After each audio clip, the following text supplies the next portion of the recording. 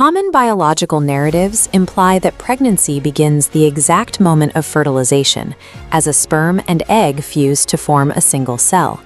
In reality, day 0 produces a lone zygote, stranded high up in the fallopian tube, miles, in biological terms, away from the womb.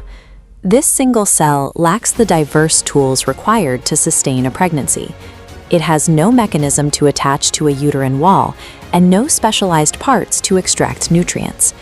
The organism has a strict 5-day window to drift down the tube and completely reorganize its physical structure.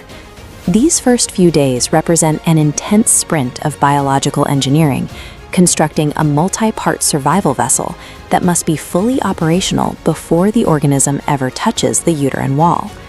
The spatial journey begins with the zygote making a slow, physical descent toward the uterine cavity. Internal engineering starts with shear replication. During days 1 and 2, the cell begins dividing exponentially, splitting into 2, then 4, then 8.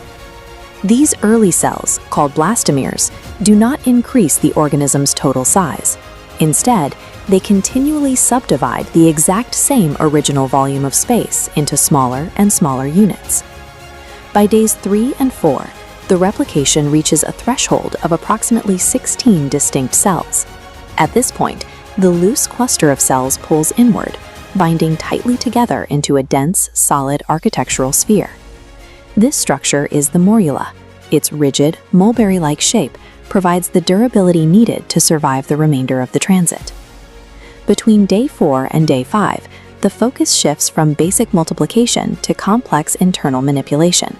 External fluid seeps through the boundary, pooling in the center of the morula. This fluid forces the mass to hollow out, creating the blastocyst cavity. The outer ring, the trophoblast, forms the placenta. The clustered inner cell mass, the embryoblast, will become the baby. This hollowing out and strict division of labor transforms the organism into a specialized blastocyst, a sophisticated architecture designed to finally interface with the host. By day 5, the fully engineered blastocyst concludes its journey and arrives inside the expanse of the uterus.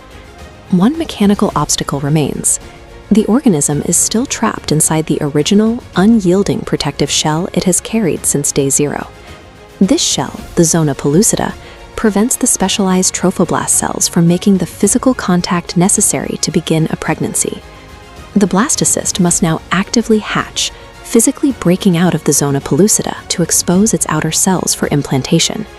In 5 days, the organism has transitioned from a uniform single cell into a dual-purpose biological vessel, equipped for both survival and specialization. This reveals a core principle of early development. Before a life can grow, the intricate machinery of its survival must be built first.